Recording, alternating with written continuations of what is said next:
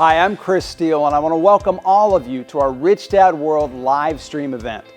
Did you know we've been providing Rich Dad live stream events for nearly a decade, and we routinely have viewers from over 100 countries around the world. It's been an incredible ride. We continue to hold these events to help fulfill Robert Kiyosaki's mission of elevating the financial well-being of humanity. On that note, today we have a powerful event that we hope is both motivating and helpful as you continue to improve your financial education and take control of your financial future. As an added bonus for joining us today, you're going to be provided with some terrific resources that will help you improve your financial future starting today. So make sure to stay until the end and learn all the details. As you prepare now to learn from the experts, I encourage you to shut your door, tell everyone you're busy, and I'd also suggest that you grab a notepad so you can take notes. Be sure to write down action items that apply to your personal plan to escape the rat race once and for all. Now, without any further delay, let's get to the reason why you're joining us today and jump right in.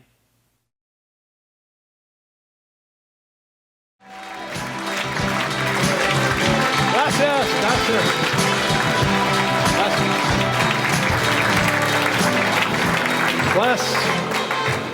Gracias, gracias. Gracias. Buenas tardes. Hola. ¿Cómo está? I'm afraid that's all I know. So, thank you. Very happy to be in Spain, España, and thank you all for being here. Appreciate it. Today, you will learn what Donald Trump and I were taught and what the rich are taught, which is not taught in school. So I ask you, please keep an open mind, because some of the things you will hear today will sound insane, crazy. Okay? So if you read Rich Dad, Poor Dad, what was lesson number 1? Lesson number 1 was don't work for money. Do not work for money. Lesson number 1. Okay? And most people go, but I have to have a job. I have to have money. That's the first thing. So I want you to be aware of that, because I don't work for money. I don't have a paycheck. That's why I'm rich. And our schools teach you to work for money, to be an employee, or a doctor, or lawyer. Rich Dad taught me to be entrepreneur. So you're going to find out today there's rich entrepreneurs and poor entrepreneurs. Most entrepreneurs are poor. Again, because of no financial education. All right? So please keep an open mind today, because I'm going to say things, and my friends and I, that may not make sense. I don't want a paycheck. I don't need a paycheck. If you can not need a paycheck, you have a better chance of getting rich. So anyway, that's basically my background. I studied from my rich dad. And what you'll learn today is some of the things my rich dad taught me. And when I came back from Vietnam, I was a pilot in Vietnam. Padre Pobre said, become a pilot, but that would be an employee. Okay. So rich dad said, don't be like your Padre Pobre. Become an entrepreneur. So that's why I don't need money. And so I was 25 at the time. And I had to make a decision. Was I going to listen to Padre Pobre and go fly for the airlines? Or was I going to be an entrepreneur, not need a paycheck? Okay, that was the choice. And my Padre Pobre wanted me to go back to university, get my master's degree, and my PhD. And my father was unemployed with his PhD. He should have told me, go get my PhD. I said, PhD stands for poor, helpless, desperate.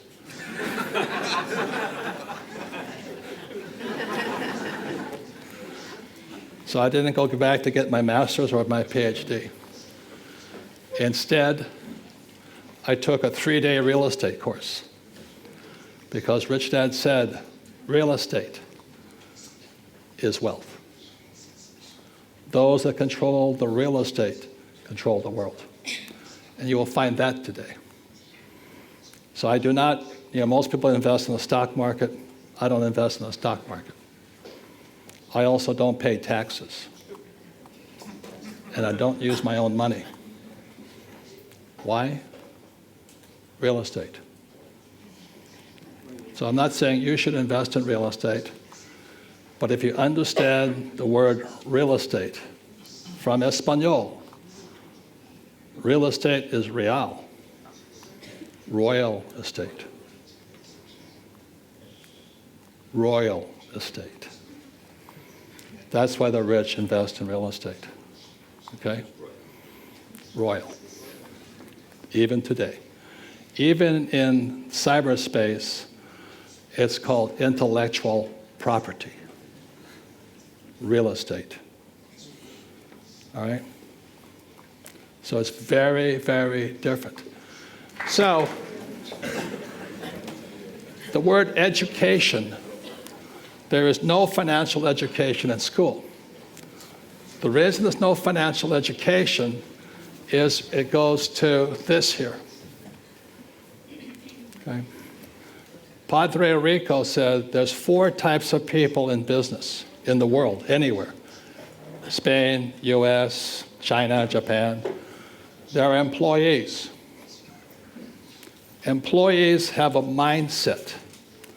Employees all over the world say the same thing in their head. I want a safe, secure job with a paycheck and benefits and a pension. They all say the same things. Japanese, Espanol, American, Filipino. Okay. And this is small entrepreneur, small business, or a specialist like a doctor, lawyer, attorney, real estate agent, massage therapist, web designer. S means small, self-employed. These people violate Rich Dad's lesson number 1. They work for money. These are the people that pay the taxes. That's why you don't work for money. Okay? These people don't pay taxes. In your country, in my country, it's the same. How many people know the rich don't pay taxes here? Good. Today, you will find out why and how they don't pay taxes. Donald Trump doesn't pay taxes. Okay. Why? Real estate. Royal estate. Real. Okay? And these people are big business. So this would be like I own a clothing store in downtown Barcelona or Madrid. This is Zara. Different mindset. This is a person with a small restaurant. This is McDonald's. This is a small person with a coffee shop. This is Starbucks. Okay. So today, the reason you want financial education is without financial education, you can't come over here. So today I'll be giving a little bit. I encourage you to keep learning more, because today the world's changing very fast. And those who are not studying are falling behind, right? So this here is very important here. This is called the Cone of Learning. It was written by a man, created by an educational psychologist named Edgar Dale. In 1969, Dale wanted to find out how you and I learn. How do we, as human beings, learn? And what Dale found out, if you look here, the worst way to learn is via reading. Rich Dad would break out the Monopoly board game, and we'd play Monopoly. So for months, we'd just play Monopoly, having a good time. And finally, I started to see it. I said, 4 greenhouses, 1 red hotel. I said, is that the secret? He goes, yes. And then all of a sudden, the head goes, oh. Because Rich Dad used to take me, because he was not a rich man yet, but he had a lot of greenhouses, a lot of houses. And he said to me, someday, these greenhouses will be a big red hotel. So I was 9 years old. When I was 19, I went to school in New York. When I was 19, I came home from school in New York, and Rich Dad owned the Big Red Hotel right on Waikiki Beach. He had gone from a poor man to a very rich man in Hawaii in 10 years. That hotel just sold last year. He paid $1.2 million for it. It was a lot of money back in 1968. He just sold it for $800 million. Tax-free. So I'll bring my team up here. A big hand for them, please.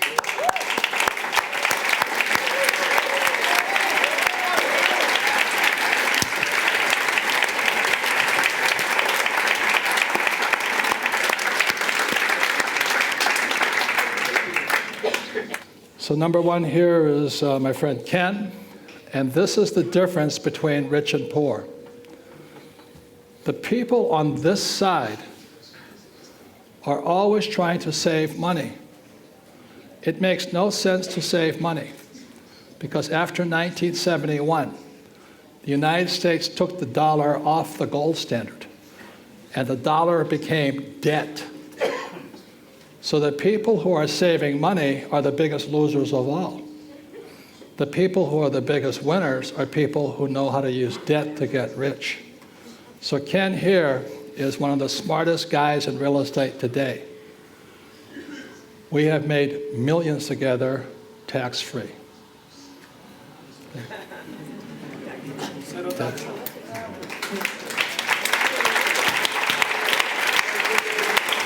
So I've known Robert and Kim for about 15 years, and I have a firm in the United States located in Arizona.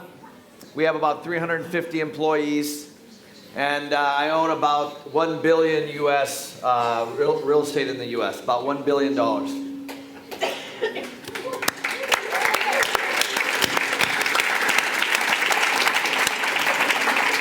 I started my company 15 years ago with 1 unit, 1 2-bedroom unit that I bought with my own money. And after 3 units, I was out of money. And that's when I had to learn how to raise money. So since that time, we've bought over 10,000 apartments in the western United States. So that's what we own today primarily.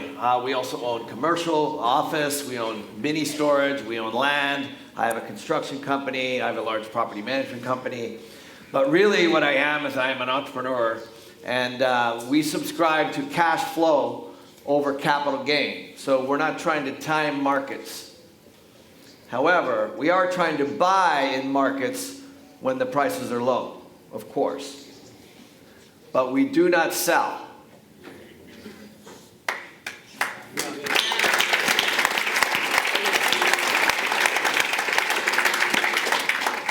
So when I met Robert 10 years ago, maybe a little more than 10 years ago, he was another person for I wanted on my team because we both subscribe to infinite returns. How many of you would like to learn how to have infinite returns? So it's really very simple. See, the banks, when you put your money into a bank, how many of you deposit money into a bank? That becomes an expense of the bank. The bank owes you money on your money. So the banks are set up for us to borrow. Now, unfortunately, some people borrow credit cards. They buy cars and clothes and things like that, and you need those things. But really, what you should be doing is buying assets, using other people's money, your money, in the form of debt or mortgages to buy assets that cash flow. It's that simple. So how did you learn how to use debt? Because, see, most people are afraid of debt. You go home tonight and you say, well, they taught me about using debt. And most people go like this because they don't teach you about money. See, debt is money. After 1971, when Nixon took the dollar off the gold standard, money became debt. And so the people who are losers are savers. So as Kenny says, you put your money in the bank as a saver, Kenny goes in and borrows it out as a debtor, and we use that money to buy millions of dollars worth of real estate. So Kenny just went over $1 billion worth of real estate using debt. But most people say, well, I can't do that because I don't have any money. You don't have any money because lesson number 1 says the rich don't work for money. So we learn to use debt to create assets. And assets keep putting money in our pocket. Every month, Kenny sends me big checks. And I give it back to him because he buys more property with it. We have talked about network marketing here, teaching the skills here. Now we're going to talk to you about here. I do not like stocks because stocks are manipulated. If you like stocks, that's fine. I don't disagree with that. But as you can see, most people who are investors today are over here, and they're giving their money to people who are real investors. I do not invest in mutual funds or ETFs or those things. The fees are too high. I cannot use debt, and the taxes in most cases are against me. So you have Alvaro and Carlos over here, and you have real investors here. We have Kenny, come up here please. I invest with Kenny because he's a better investor than me. But my wife, Kim, is really good, right? Yes, Kim is very, very, very good. Why don't you talk about, you talk to her, you don't talk to me. Yeah. So Kim has always been the one that goes over the numbers and looks at the deals, always. So whenever I find a deal and I bring it to Robert, I actually call Kim.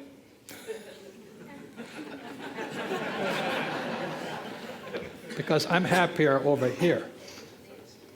Kim is happier here. That makes sense? So she's very good at it.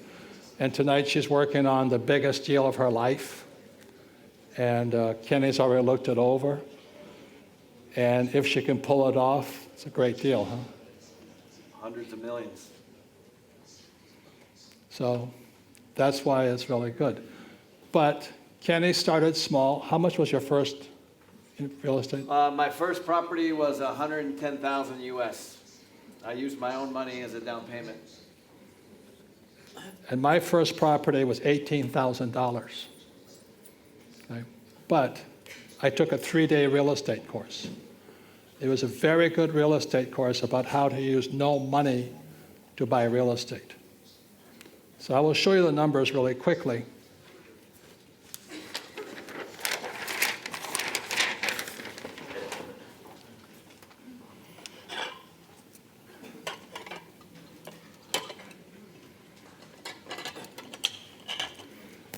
The property was a little condominium, 1 bedroom, 1 bath, $18,000 US. It was on the beach of Maui. The reason the price was so low is the market had crashed. Smart investors always wait for the crash. So this thing crashed. I had to look at 100 properties once I left the class, 3-day class. I had to look at 100 properties in 90 days and write a 1-page report on each of those properties. As my instructor said to me when I left that 3-day class, I was 26 years old. And the instructor says, your education begins when you leave the class, as your education will begin when you leave this class, not now. So you have a chance to talk to Carlos, you have a chance to talk to Alvaro. Talk to them, find out, learn. Doesn't cost you any money. Change your ideas. So with this here, the instructor said I had to buy the investment for 0 money. Okay? 0 money. Most people will tell you, I can't invest because I don't have money. That's a loser. Please understand this. This was 1974. The dollar had just gone off the gold standard. Everything was coming up fast. So I had to figure out how to buy it for 0. And the reason I say that is most poor people, like Padre Pobre, always says, I can't afford it. I know some of you right now are saying, well, I can't afford it. I don't have time. I have children. I have a job. I have bills to pay.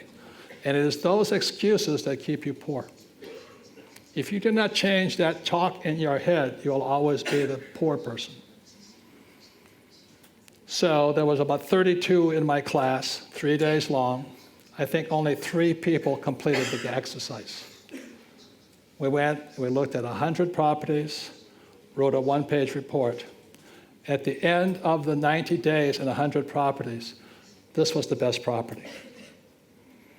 So I went back to the person, and it was in bankruptcy. It was right on the beach, just as pretty as this beach here. And he said I had to have $2,000 down. This is called equity. Again, it's the language of money. So I have equity. The bank was going to lend me $6,000 in debt. Okay? That was the deal.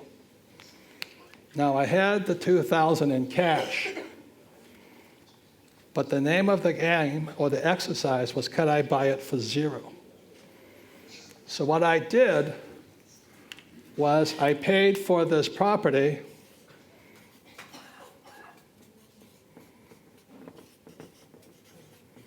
with a credit card.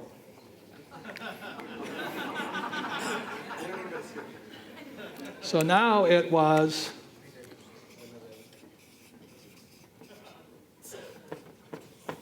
$100% debt. Okay. With that 100% debt, I made $25,000 a month. Boom. I was a free human being. I never needed money again. If you can make money with no money, that is called an infinite return, because I have no money in the deal. If I had put $2,000 in the deal and I made $25, what would my ROI be, Tom? About 12%. If I had used my money, my return would be approximately 12%. Easy. That's why I love real estate. But if I can buy it with debt, which is what Kenny does, then our returns are infinite. That is real financial intelligence. It is the way the rich get richer. We use debt. So ever since then, Kenny and I, we just use debt. Okay. So you want to explain that to them as best you can? Sure. So I talked a little bit about it earlier. So when you put your money into a pension, then I knock on the door of the pension, and the pension gives me this and this. So that's how it works. Because they're trying to put your money to work. So that's why the deals are so important. Now this could also be a bank. I could go get the money from a bank. Because banks also will sometimes finance your equity in the form of debt. You know, it's just money. So you can call it whatever you want.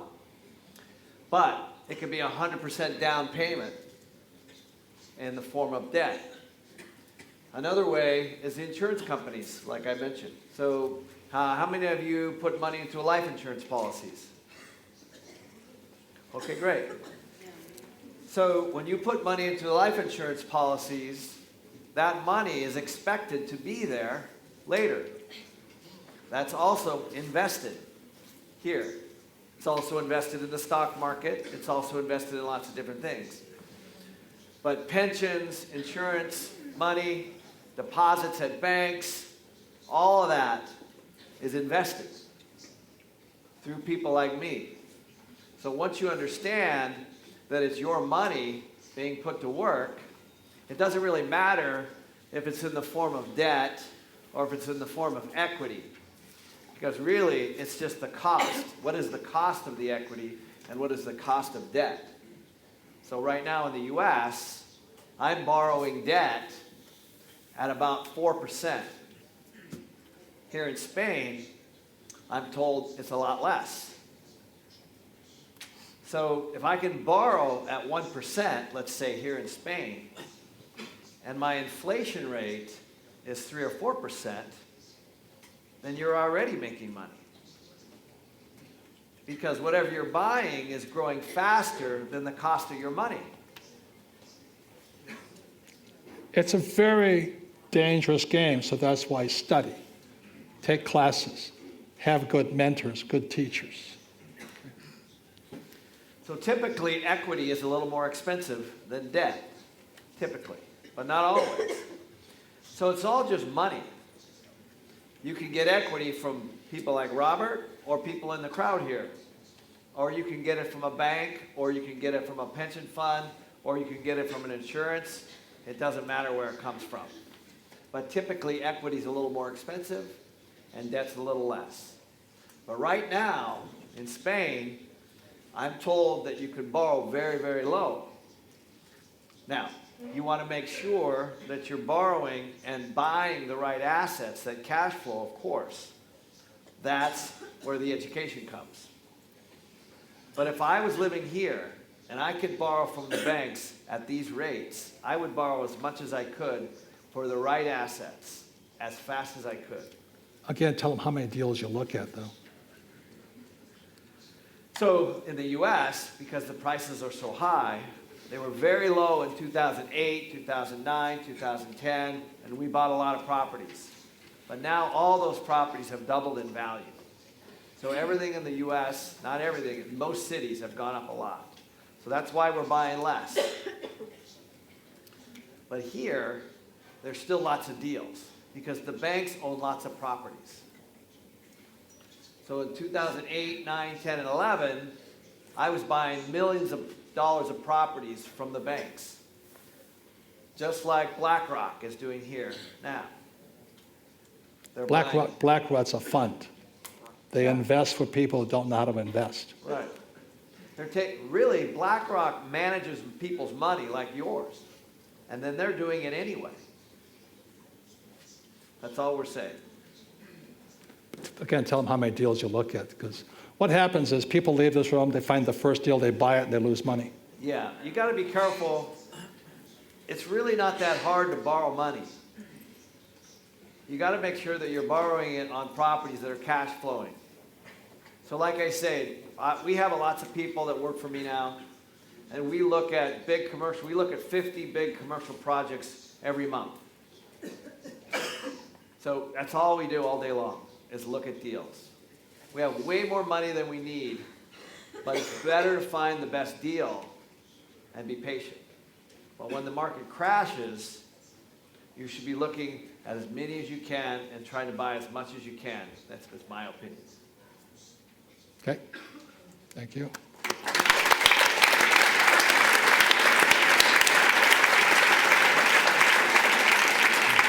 What do I say on that? Well, so when I look at this, I look at a couple things. One, it's good to have a return on investment. But I also see tax benefits here. Because the government wanted Robert to provide housing for people in Maui. So the government gave Robert tax breaks. So Robert might have gotten $25 a month in cash flow, but he probably got another $15 a month in tax benefits.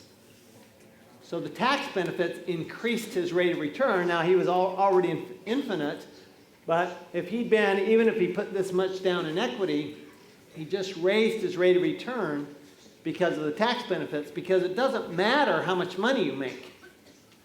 All that matters is how much money you keep. And if you're giving it to the government, you're not keeping it. And if I had bought that house for me, I get nothing, right? Right. So if Robert lived in the house, he wouldn't get the same tax benefits as if he bought it and put a renter in the house, because there's a difference between investment property and personal property. The tax laws are different here than they are over here. So I just stay in a hotel and rent my property. Thank you. My hand, please. Tomorrow, everybody will be playing the cash flow game. Okay? The reason this is important is this is called financial statements. People on E and S side do not need financial statements. People on the B and I side must have them. Must. And so 99.99% of all people who leave school do not know what this is. That's why people are so poor. Okay? That's why Obama is a poor man. Hillary is a poor woman. They're poor people who went to good schools. Then they run the government. Same as in your country and my country. This is what they do not teach.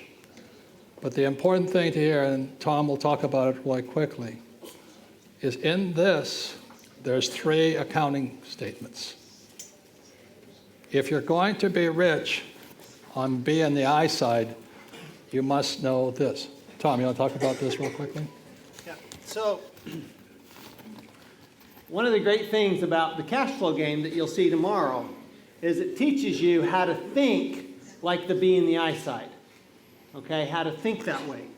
See, if you're an individual, an employee, self-employed, you only need an income statement. You know what your income is that's coming in. That's what you report to the government on your tax return, right? And then hopefully you know what your expenses are. A lot of people don't, but hopefully you do. So that's your income statement. But what you have to have on the B and the I side of the cash flow quadrant, if you're a big business owner, investor, you must have a balance sheet, and you must have what this is called your statement of cash flow. Your statement of cash flow tells you where your money's coming from and where it's going. It could be coming from debt. It could be coming from investors. It could be coming from selling a property. Those aren't necessarily income, but they are cash flow. So you have to know where your money's coming from and where it's going. On the B and the I side, you have to have all three of these financial statements and understand them and use them. Most people are employees or self-employed, and so they never learn balance sheet and statement of cash flow. So when Kenny or I go into a bank, this is what we show them. Right. The reason people cannot borrow much money is because they don't have this. So cash flow is the only game in the world that teaches this. And you have a chance to get the game, teach yourselves, teach your family, teach your friends, teach your business, play it 1,000 times, and you will start thinking differently. But this is the most important report card you have. As my rich dad said, my banker has never asked me if I had good grades. Banker has never asked me what school I went to.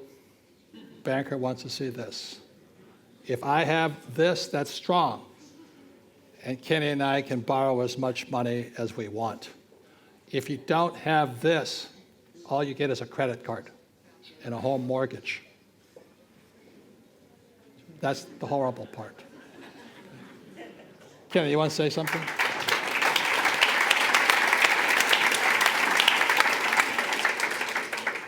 So I was talking to some people yesterday about this exact thing here in Spain.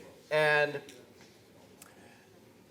they say this all the time. They say, well, how can I buy more houses? Because the bank will only lend me so much money for so many houses.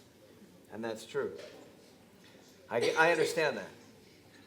But what we're saying is that you want to be the bank. You need to think bigger. Because when you buy a big project, the bank looks at the project to pay the mortgage. They don't necessarily look at you. They look at the cash flow from the project. So like a hotel like this and a convention center like this, you're not going to get on your personal financial statement. They're going to look at the revenues from this place to be able to pay back the loan. It's a big difference. So if you're buying a condo, yes, they look at your income. But if you're buying a convention center like this, they're looking at all the revenue from the restaurant, from the convention center, from the hotel, from all the drinks and all the booze that you're going to have tonight. Those are all revenue sources. That's what they look at to pay back the mortgage.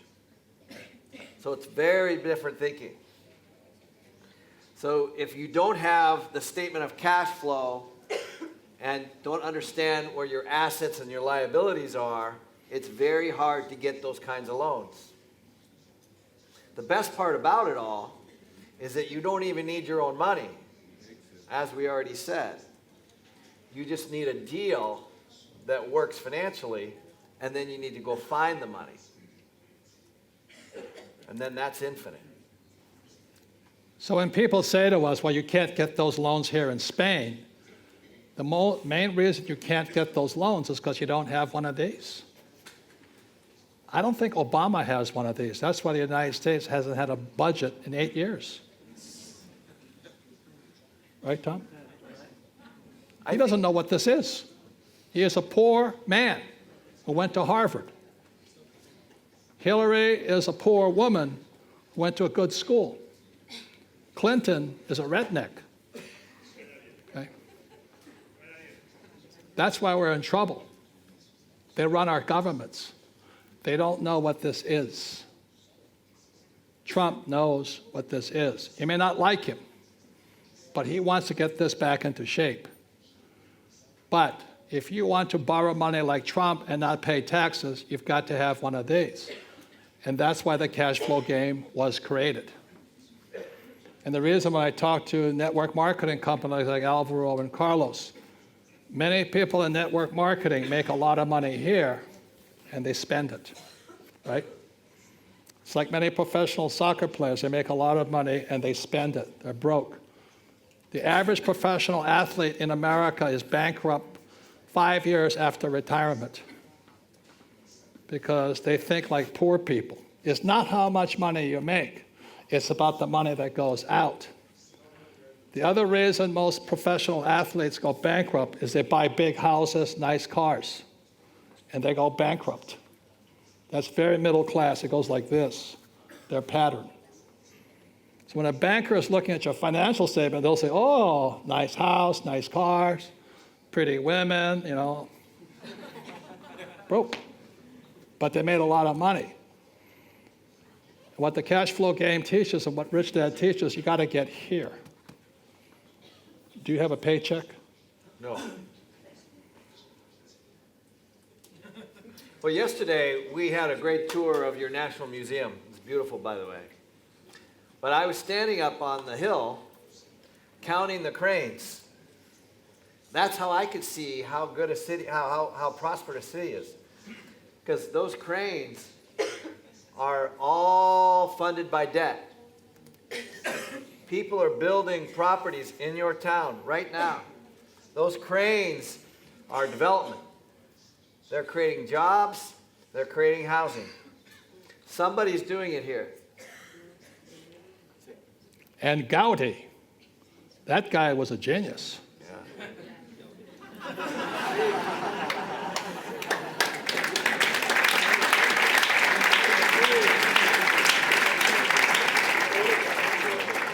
Gaudi had Cojones. cojones, huevos. He is over budget. He is out of time, and he's making more money. We estimate they're collecting $65 million a month at that place, and he never worried about how to pay for it. That guy was smart. But he was building an asset. Very big difference, okay? So you can see the rich from the poor. It's not how much money you make.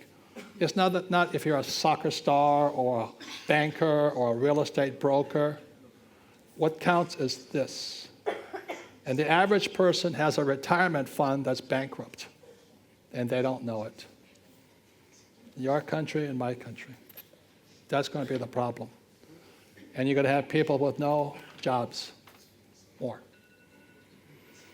So that's why we come in and we teach. We thank you all, for learning and listening. But your education is going to begin when you leave here, not tonight. Some of you are saying, oh, that's all bullshit. Some of you say you can't do that here in Spain. No, and you can't if you don't have one of these. That's the difference, okay? Thank you.